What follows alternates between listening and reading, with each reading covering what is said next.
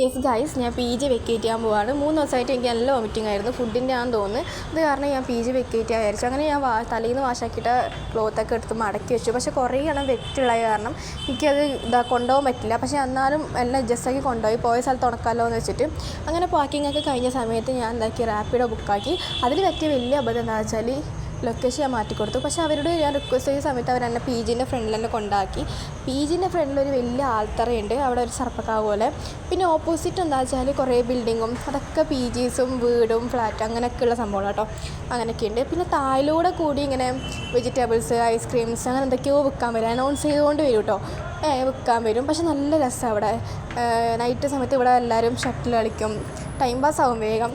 പിന്നെ ഉച്ചയ്ക്ക് ഇവിടെ നല്ല സാമ്പാറും, നല്ല കട്ടി സാമ്പാറാട്ടോ, വേറെ അച്ചാറായിരുന്നു. പിന്നെ അടുത്തൊരു ഇതുണ്ടായിരുന്നു പാർക്ക്, അവിടെ പോയിട്ട് ഞാൻ കുറച്ച് സമയം ഇരുന്നു. പിന്നെ രാത്രി ആകുമ്പോൾ നല്ല നെയ്ച്ചോറും കച്ചമ്പറായിരുന്നു.